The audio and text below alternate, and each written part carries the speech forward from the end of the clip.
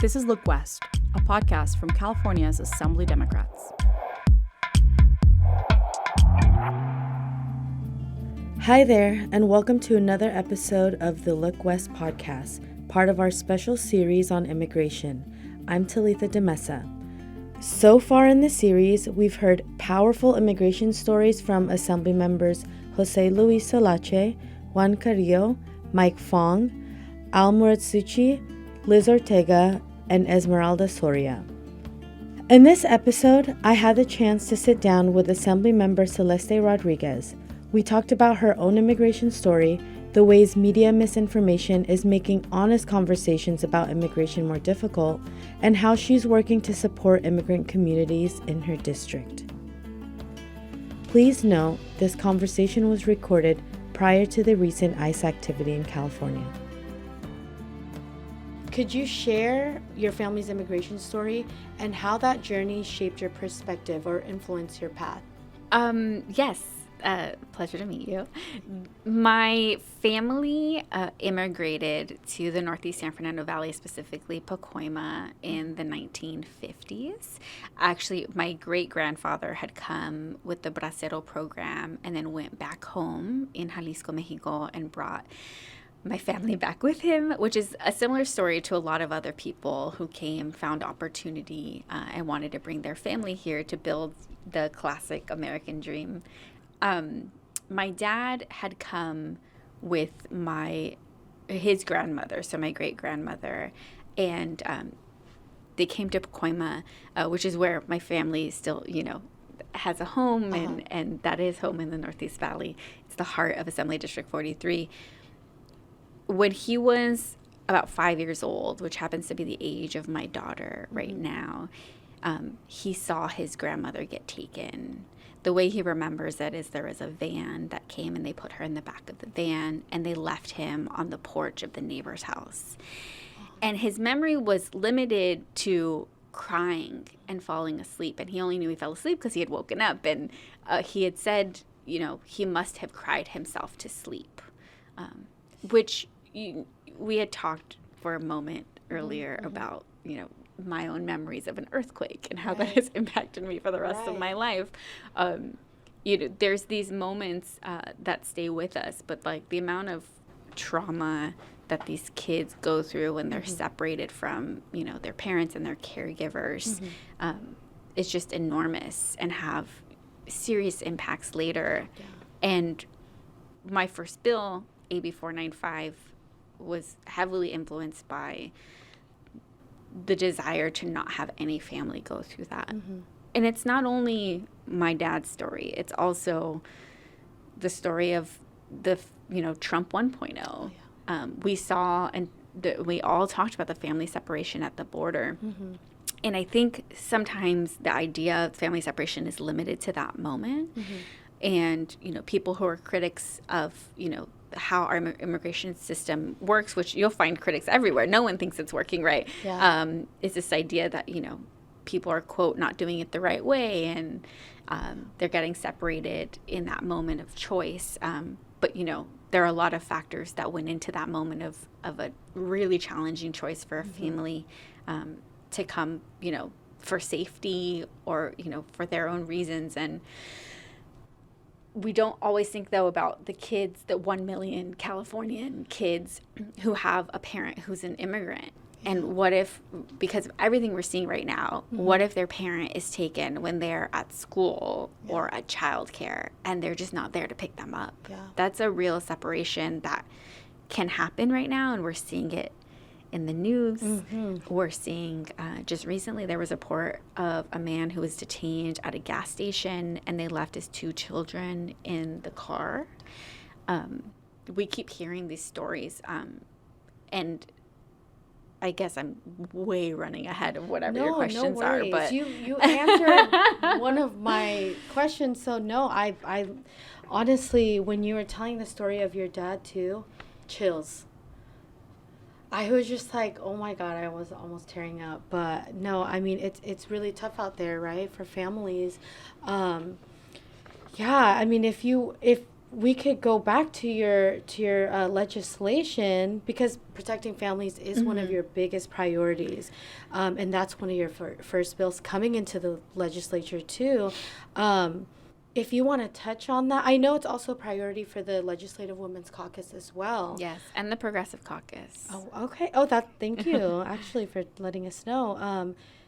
Why is it special to you? Yes. Well, I think my own family's experience, drives a lot of the passion behind this bill. But truly, it was an answer to an issue in my district and across the state. Those examples of what we're hearing in the news, they're realities. Yeah. When we started our legislative session in January, on the second day, there were fires. On the third day, there were raids in the Central Valley. Was the rumors of, ICE and Homeland Security being present in different communities. We all were looking for ways to respond to our community's needs in that moment. And I actually partnered with Senator Caroline Menjivar, who represents our district as well, to host a webinar with Churdla and Public Counsel about know your rights, how everyone can get access to a red card to hold on to, how we can have a response network when we hear of these reports of Homeland Security or an ICE action, and how we can respond, verify, and confirm for community so we're not spreading fear. What came from that were a lot of ideas, and actually a roundtable that I did with Speaker Robert Rivas. I invited Assemblymember Juan Carrillo and Assemblymember Mark Gonzalez. We're all in the same region and have a lot of immigrant and mixed status households.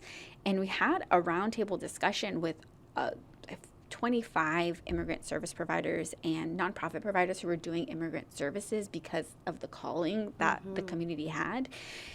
And as we discussed the need for better, information disseminated publicly and legal protections, something that came up with some nonprofits as well was the fact that parents didn't know what would happen to their children. And so in addition to, all of the personal stories that we'll hear on the news and that my family might have themselves, this is just an ever-present fear for people in, immigrant and mixed status families is already they need their own protection, but their children who may or may not, have the ability to stay in this country, which at this point, what are the rules? They're taking anyone, even if they have the legal ability to stay in this country, they're exiting them anyway. But parents wanted to know what they could do for their kids, and there's these things called family preparedness plans, which not everyone's familiar with, and it's about preparing for something happening. And anything can happen to us. We don't think about it, or we don't want to, right? But when you go in for a medical procedure and you have to write down the person who is, your emergency contact, or when you get a new job and you designate your dependents, there are these little moments where you're thinking about, what if someone, I need someone to do this for me. Choosing a godparent. I know in our culture we have Nina and Ninos, you choose someone who you trust would care for your child. And it's not based in like a moment where you're writing something down for like guardianship, but there are these ideas and these like relationships you have where you would hope someone would care for your family in the event that you weren't there. Oh, absolutely. So this bill creates a couple things. One is just information, guidance from the Attorney General, specifically for like child care providers who need to know how to respond to someone who comes doing an immigration action. Also what to do if a child isn't picked up. And it's also education for parents to make sure all of their information and emergency cards and things like that are up to date.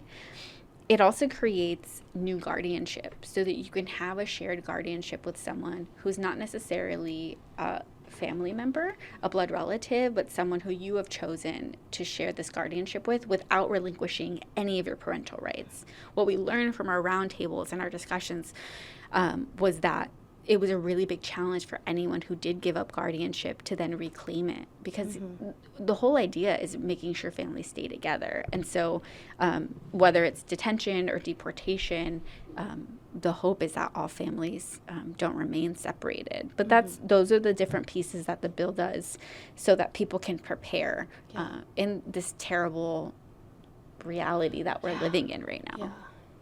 Yeah. I do want to ask, what's one of the biggest myths about immigration, and what's something you think more people should understand about immigrants? Oh, I those know. two might go hand in hand, actually. Yeah. Because there's this idea, I would say just generally, right, in America, and the idea that, like, you work hard and you're able to achieve things, which we're learning, right? Everyone sees the expense of things. Like, you can work really hard, you can work 2 jobs, and there's still challenges. Yeah. And there's an effort right now to really pin us against each other, where people are being told to blame others, specifically immigrants, for the challenges that we're facing, as though they're a drain on our system. When the reality is, immigrants work and they contribute to Social Security and to the social services that we provide in California through taxes. They pay over $8 billion in California in taxes, and almost $100 billion in the U.S. And they're not eligible to get access to these social services that we fund with tax dollars. There's been progress, especially in California, so that we can ensure, everyone has access to education and healthcare. But this misconception that people are coming here and Taking draining jobs. our economy, as opposed to literally being the backbone of our economy. We would not be in the position we are in California without our immigrant community. And the fact that they contribute so much to our economy is why California is the 4th largest economy in the entire world. That would not be possible without our immigrant community. And I think it's so important that we fight that misconception and remind people that all of our communities have immigrant and mixed families, and they are all contributing to our community. They're in our, your kid's going to school with a classmate, this idea and this picture that they're trying to paint, especially of Mexican immigrants, where they're villainizing us in the most disgusting words, is just not real.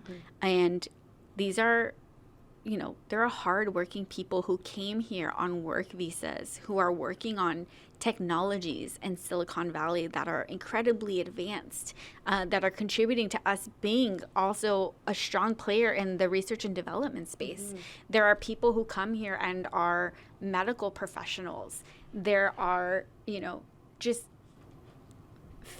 hardworking folks who have made a really hard and big decision to come to this country, whether or not it's because they're leaving a dangerous situation, or because they're pursuing a better situation, or their family might already be here.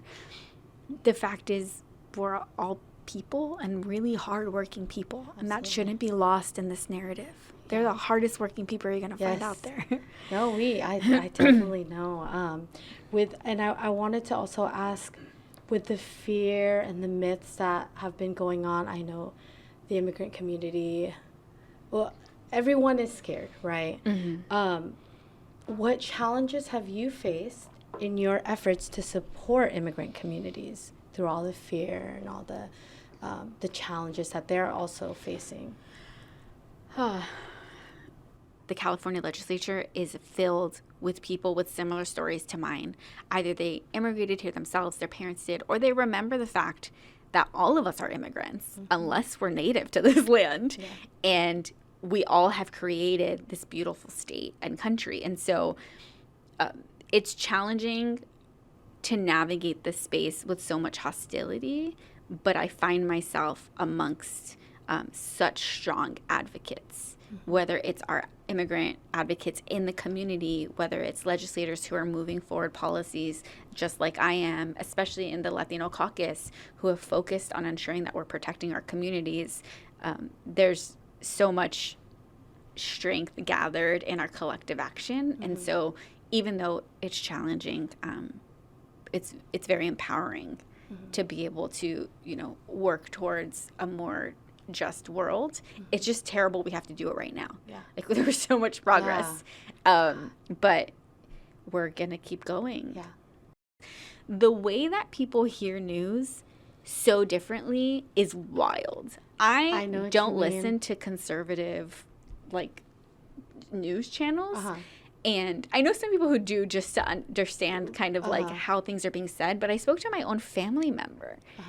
And the way he perceived certain situations, especially in the recent like immigration issues, was not based in fact.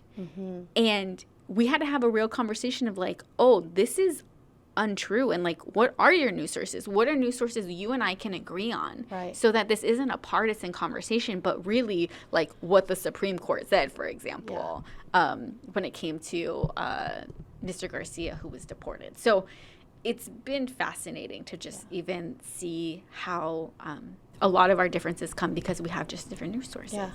That's just what it is. It really isn't a partisan issue. I feel like we can come together. I mean, I'm an immigrant myself, so I understand. But, yeah, I don't know. It's really crazy because I have people in my family as well who we don't think alike. They're more on the conservative side, and I'm just like, what are you thinking? You know, where are you getting this information? Yeah. And one of them, absolutely, social media. Facebook. Yes. Like, Facebook is the awful and then source. we've been having conversations about algorithms Yeah. for different reasons in the some of the bills moving forward. But when you like something or you see something, then you'll keep getting more of it. And so I think everyone's just falling deeper into their own ideology. And at the end of the day, who would be against keeping families together? Yes, exactly. No one. Yeah. How this can turn into anything is wild. Yeah. One of the responses to this bill's introduction was from a new character in our legislature who's Republican, very outspoken, said that this was fear-mongering.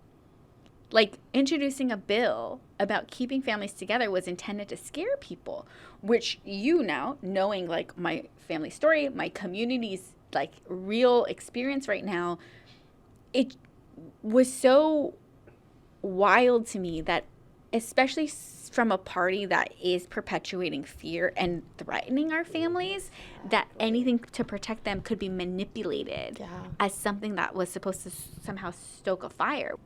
You know, piggybacking off of that, like it under this administration, it is really hard to feel hopeful about any kind of change lately, any significant change. What changes or improvements do you think are possible for the well-being of immigrant families? Bills like 495. Yes. I have another bill to fix an internal barrier with food access for immigrant families. There's still an effort to get, food for anyone who's hungry, regardless of immigration status, that we're going to be fighting, I feel like, for years to get there. It's so challenging right now with the budget issues to talk about things, but we also have to preserve what we've done.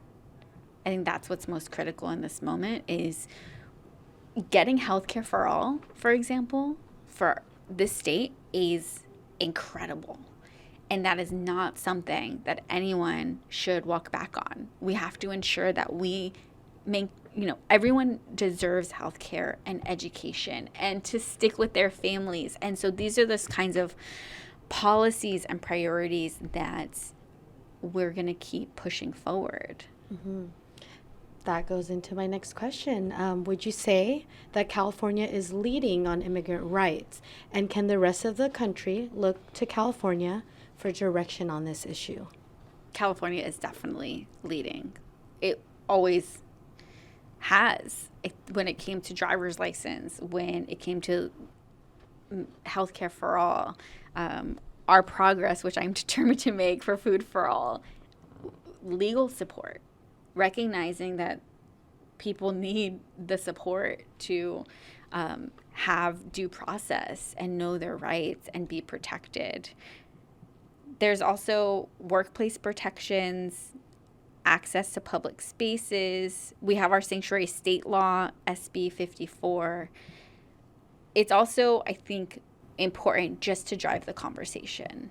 you'll see even now local governments are talking about strengthening sanctuary protections. Mm-hmm. And that goes back to your question about kind of, the fear in this space.